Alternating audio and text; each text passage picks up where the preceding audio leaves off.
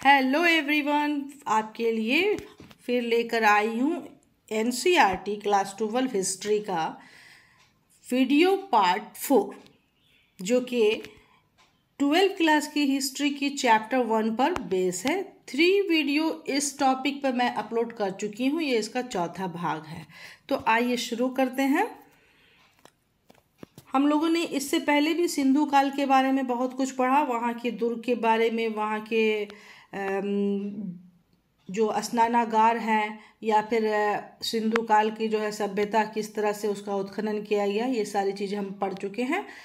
अब जो हमारा टॉपिक है क्लास 12 के अकॉर्डिंग वो है कि सामाजिक भिन्नताओं के बारे में पता करना। तो सामाजिक भिन्नता जो है सिंधु काल में देखी गई है और वहाँ भी सामाजिक डिफरेंसेस पाए गए हैं। उसका पता चलता है वहाँ पर निर्माण की जो प्रक्रिया थी और जो सामान्य लोगों के रहने के आवास स्थान और उच्च वर्ग के रहने के लोगों के आवास स्थान का निर्माण में दोनों में अंतर पाया गया है। लेकिन पुरातत्व जो विभाग था उसको पता लगाने के लिए इतिहासकारों ने या पुरातत्वविदों ने कई प्रकार की विधियों का प्रयोग किया है, लेकिन उसमें सबसे महत्वपूर्ण विधि कौन सी थी? सावधान का अध्ययन। कौन सी थी महत्वपूर्ण विधि? वो थी सावधान का अध्ययन। तो सावधान जो है, सावधान के अध्ययन के लिए उन्होंने क्या किया? वो जो मृत लोगों के जो कब्रगाह थे उनको खोदकर निकालकर देखा गया। ऐसा सभी प्राचीन सभ्यताओं की जानकारी को प्राप्त करने के लिए पुरातत्वविद करते हैं, तो सो इन्होंने वहाँ भी किया। तो उसमें पाया गया कि मृतकों के साथ जो है उन गर्तों में है बहुत सारी चीज़ों को दफनाया जाता था। उनके साथ सूक्ष्म मन के डाले जाते थे, शंख वगैरह डाले जाते थे और मृदभांड को डाला जाता था। जो ऐसा प्रतीत होता है कि इन सामानों का प्रयोग मृत्यु के बाद भी करने का उनका विश्वास, धार्मिक विश्वास था। और जो कि हड़प्पा सभ्यता में भी देखने को मिला। 1980 के दशक में हड़प्पा के कब्रिस्तान में जो खुदाई हुई उसमें एक पुरुष के खोपड़ी के समीप जो क्या है, शंख के 3 छल्ले मिले, जैस्पर के बने हुए थे। किसके? जैस्पर। ये एक प्रकार का खनिज है और बहुत सारे महीन महीन मनके प्राप्त हुए हैं जिनसे आभूषण बनाए जाते थे।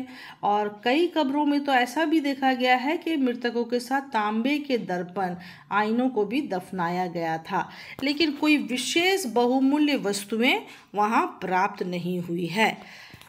कई बार गर्तों की बनावट क्या होती थी? गर्तों की बनावट कई बार दूसरे से भिन्न होती थी। कई सावधान पर ईंटों की चिनई मतलब ईंटों को जो है, जो आज के ज़माने में हम लोग क्या करते हैं कि पक्का घर बनाते हैं तो ईंटों का जो दीवार बनाते हैं उसी को चिनई कहते हैं।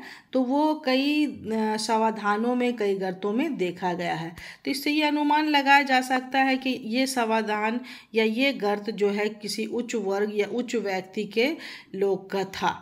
तो इससे सामाजिक भिन्नता का पता चलता है, क्योंकि सामान्य लोग जो थे, सामान्य लोगों के कब्रों में या गर्तों में ये देखने को नहीं मिलता है। सावधान की जो है वो किस प्रकार के थे? उसमें ईंटों की चिनाई जो है सामाजिक भिन्नता को दर्शाता है। ईंटों की चिनाई क्या करता है? सामाजिक भिन्नता को दर्शाता है।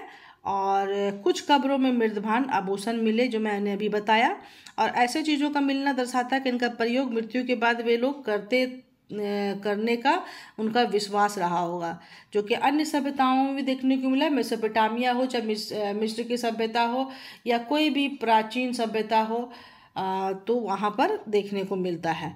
लेकिन पिरामिड सभ्यता, जिसको मिस्र की सभ्यता कहते हैं, उन पिरामिडों में भी वो भी क्या थे? एक प्रकार के सावधान थे। पिरामिड क्या है? वो भी एक सावधान यानी कि कब्रगाह ही है। तो उनमें जो है बहुमूल्य वस्तुएं बहुत प्राप्त हुई है, लेकिन सिंधु काल के गर्तों में या सावधानों में बहुत कीमती चीज़ों की प्राप्ति नहीं हुई है। तो इनसे पता चलता है कि इनका विश्वास बहुमूल्य वस्तुओं में नहीं था। शिल्प उत्पादन में भी सिंधु काल के लोग बहुत ही ज़्यादा विकसित थे। इसका पता चलता है कि चनहुदड़ो जो है, चनहुदड़ो में बहुत प्रकार के मनके मिले हैं। चनहुदड़ो का खास नाम इसलिए आ रहा है कि चनहुदड़ो में शिल्प उत्पादन के केंद्र होने का पता चलता है। वहाँ मनके, मुहर, शंख की कटाई करने वाली जो औजार वो भी प्राप्त हुई है। धातुओं का जो उपयोग करके वस्तुओं को बनाना, ऐसा वहाँ पर प्रमाण मिलता है। कुछ मनके सिंधु काल में क्या है, 2 पत्थरों को जोड़ करके भी बनाए जाते थे। माने एक ही जो स्टोन तैयार होता था उसको 2 पत्थरों को जोड़ करके बनाया जाता था ताकि 2 कलर में वो खूबसूरत दिखे। और कुछ सोने के टोप वाले पत्थर भी वहाँ क्या हुए हैं, प्राप्त हुए हैं। सेल खड़ी क्या है? सेल खड़ी एक प्रकार की मुलायम पत्थर होती थी। सेल खड़ी एक प्रकार की मुलायम पत्थर होती थी जो वो लोग मोहर बनाने में भी प्रयोग करते थे, तो इसलिए चनहुदड़ो को नाम आता है। अब यहाँ बात है कि 125 हेक्टेयर में क्या मोहनजोदड़ो फैला था और 7 हेक्टेयर में चनहुदड़ो फैला था। तो ये क्षेत्र बताने की विशेषता ये दी गई है कि वो छोटे क्षेत्र में बन करके इन बड़े क्षेत्रों में उन मालों को पहुंचाया जाता था। अब यहाँ पर एक पिक्चर दिख रही है जो कि बहुत ही विशेष है। इसको देख करके देखिए, ये पता चलेगा कि ये कितना जो है अपने आप में एक विशेष बात है कि उस काल में भी लोग खनिजों का प्रयोग करते थे। उस काल में भी लोग खनिजों का प्रयोग करते थे।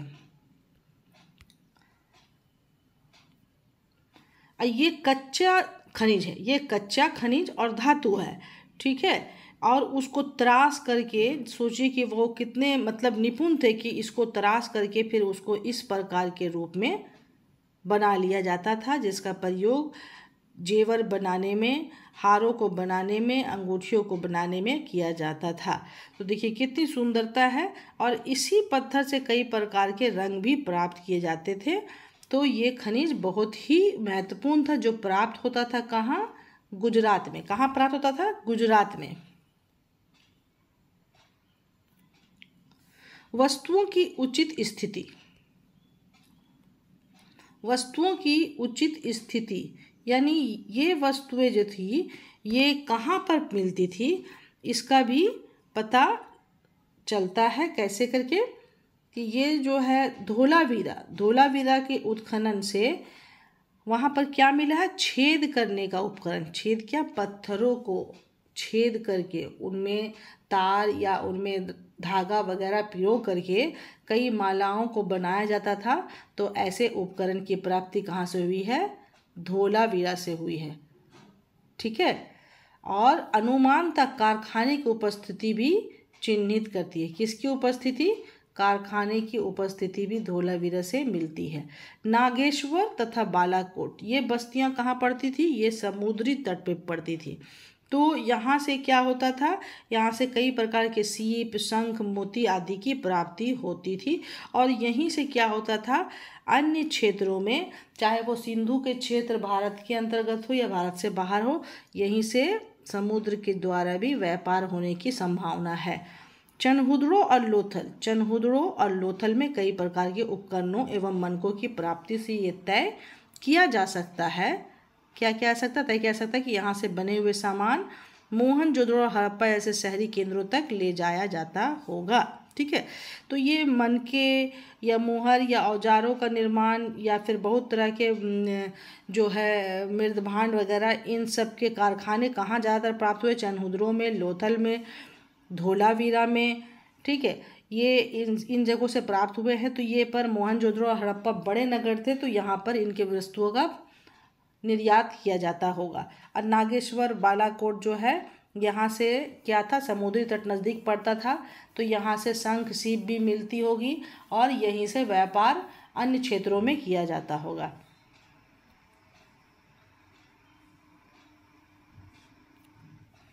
अब देखिए ये एक और तस्वीर है जो कि ये लाजवर्त की है। किस चीज़ की है? लाजवर्त बहुत ही महत्वपूर्ण क्या होता था? खनिज था जो कि प्राप्त होता था कहाँ से? सुर्दघोई से। तो सुर्दघोई आपका कहाँ था? सुर्दघोई ये अफगानिस्तान में पड़ता था। लाजवर्द का कच्चा रूप देखिए, ये इस तरह का है कच्चा रूप।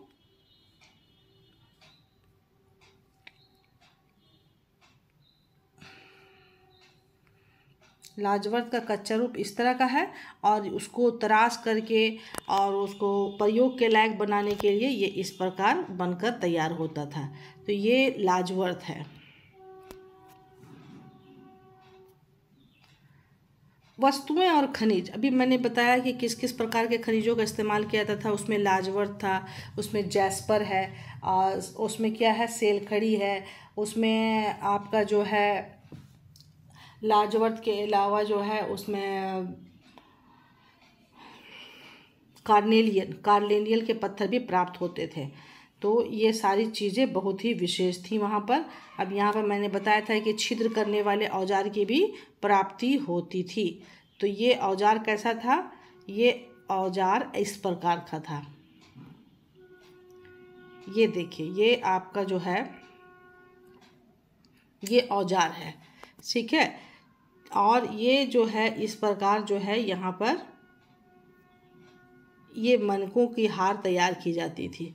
छिद्रक, इसको इस औजार को छिद्रक कहते हैं। इस औजार को छिद्रक कहते हैं, जिससे छेदा किया जाता होगा मोतियों को। सिलेंडर रूपी मोहर या लिंग, ये एक और विशेष बात है यहाँ की कि ये जो तस्वीर आप देख रहे हैं, इसको मैं दिखाती हूँ जूम करके आपको। ये देखिए, ये एक जो है ये सिलेंडर रूपी जो आपको दिख रहा है, ये क्या है?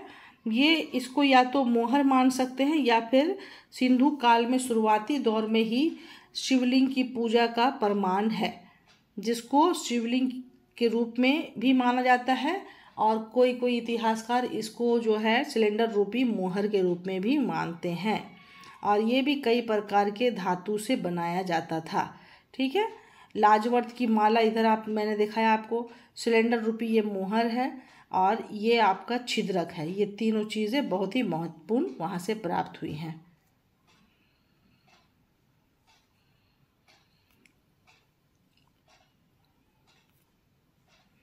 विचित्र तथ्य, विचित्र क्या है कि आपको वहाँ पर सिंधु काल में विचित्र क्या देखने को मिला है? मेसोपोटामिया के लेख में क्या है? दिलमुन अर्थात बहरीन मगान, देखिए दिलमुन अर्थात बहरीन, दिलमुन को क्या कहते थे? वो बहरीन था, ठीक है। ये जो दिलमुन है ये आज का बहरीन है, ठीक है। मगान जो है आज का ओमान है। अब मेलुहा जो है उस वक्त बोला जाता था, लेकिन ये आज का हड़प्पा है। ये सभी एक दूसरे के संपर्क में थे।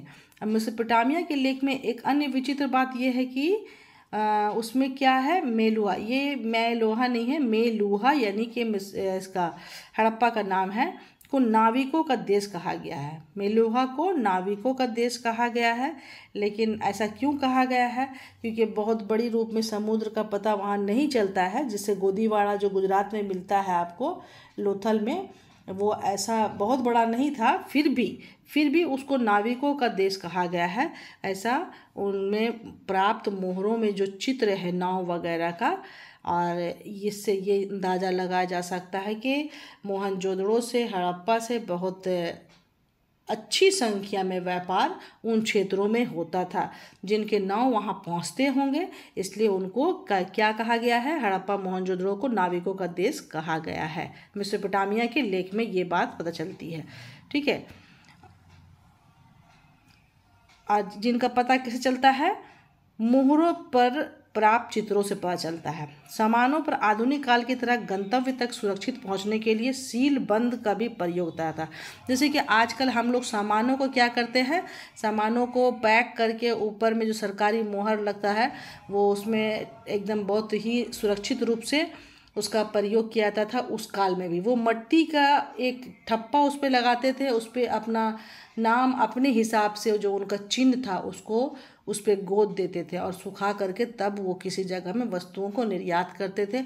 अगर वो वस्तुएं उसी रूप में बिना उस सील के टूटे हुए पहुंचती थी तो मतलब समझाता था कि वो सुरक्षित है, उनमें कोई छेड़छाड़ नहीं की गई है। और अगर वो सील टूट जाता था तो ऐसा माना जाता था कि इन वस्तुओं के साथ छेड़छाड़ की गई है। तो ये उस समय का सील बंद करने का तरीका था।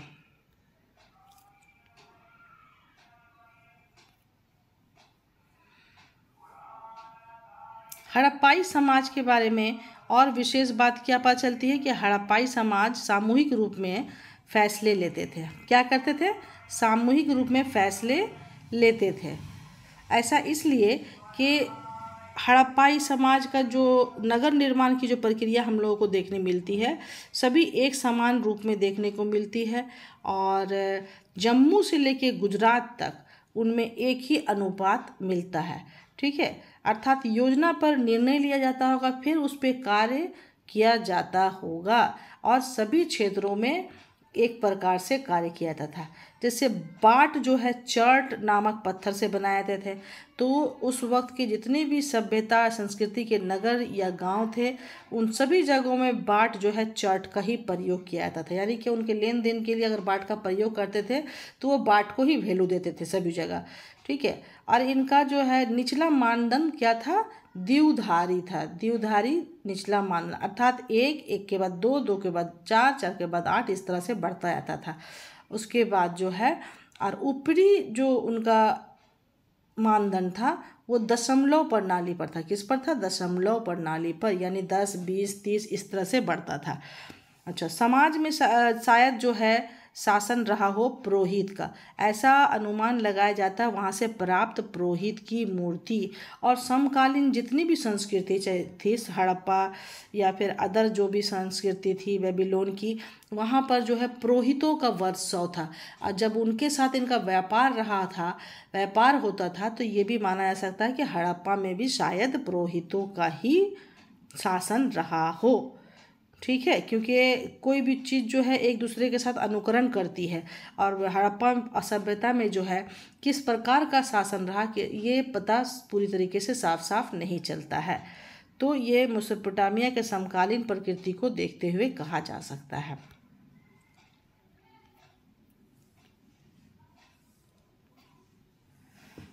तो दोस्तों विशेष बातें यही थी इस चैप्टर 1 की, और एक और चैप्टर 1 की ज़रूर वीडियो होगी। कुछ खास बातें और छूट रही हैं तो मिलते हैं अगले वीडियो में। और मेरे साथ बने रहिए, सहयोग करिए मेरे साथ और अपने कमेंट से हमें जो है मेरे उत्साह को और बढ़ाइए। मिलते हैं दोस्तों, धन्यवाद।